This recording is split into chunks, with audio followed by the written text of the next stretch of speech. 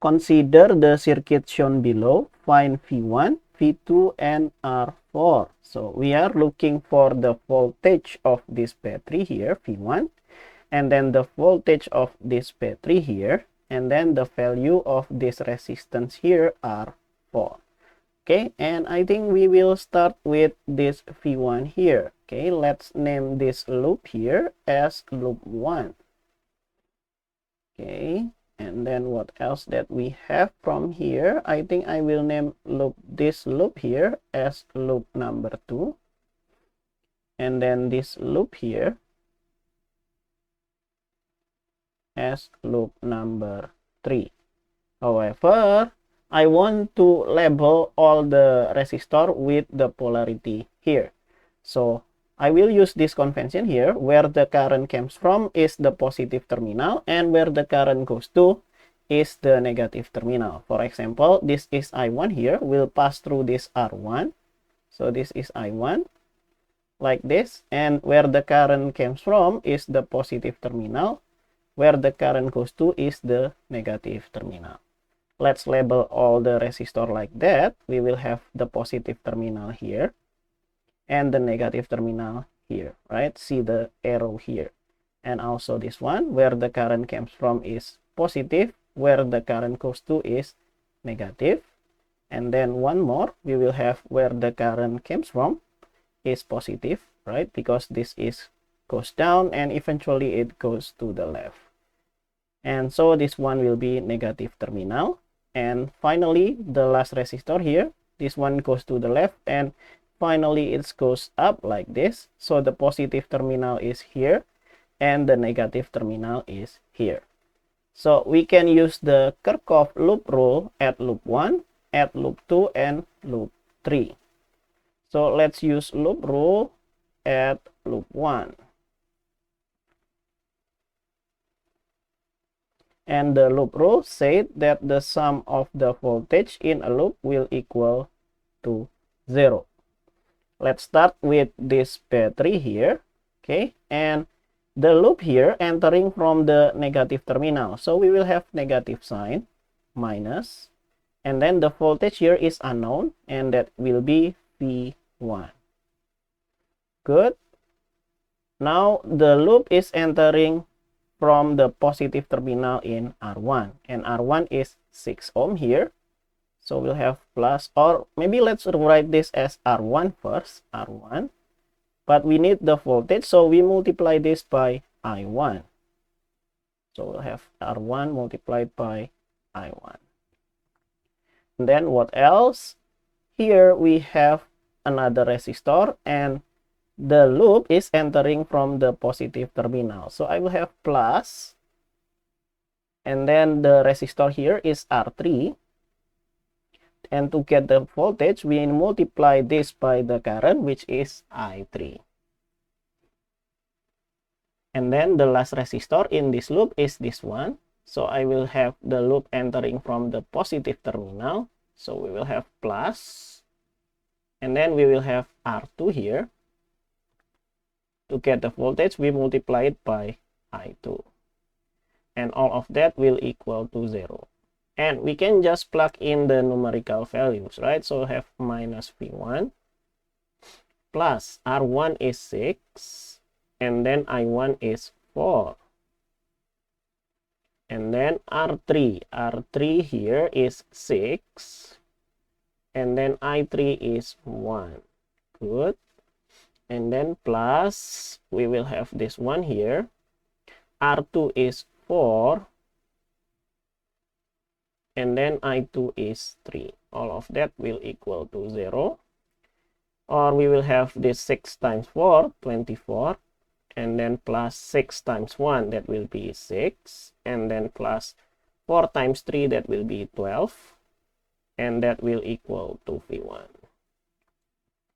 And so we will have 30 plus 12. So we will have V1 here is equal to 42. And the unit here will be in volt. Okay, we got our first important result, right? V1. That is one of the variables that is asked by the question. So V1 is this one, so I get it here. Good. Now let's do the same for loop 2.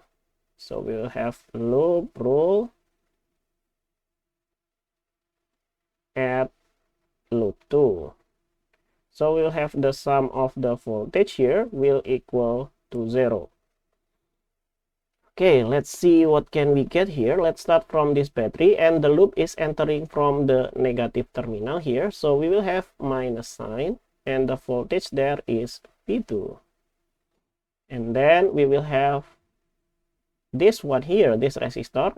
But here, the loop entering from the negative terminal. So we'll have minus sign, and then R3 multiplied by I3.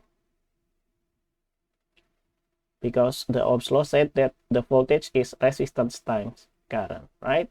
And then the last component here, the loop entering this R5 here from the positive terminal. So I'll have plus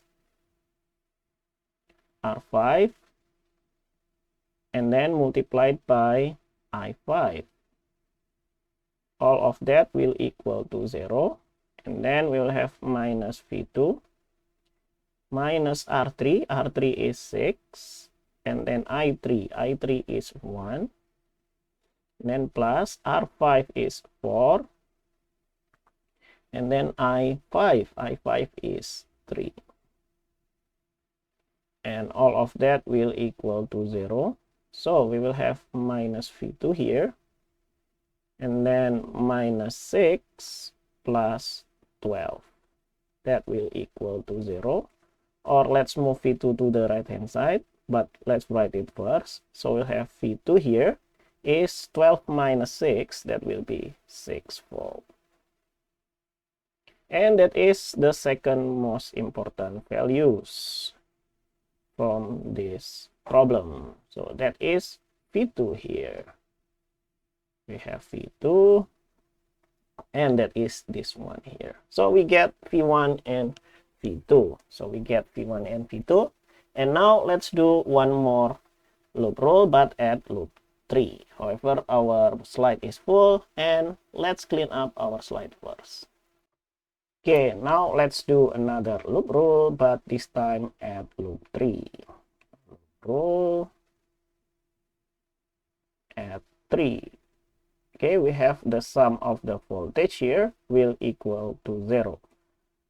Let's start from this battery here. So I will have the loop is entering from the positive terminal here. So I will have plus sign, and then the voltage of the battery is V2, like that.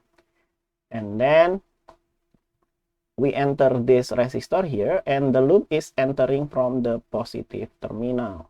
So we'll have plus R4 multiplied by I6 to get the voltage.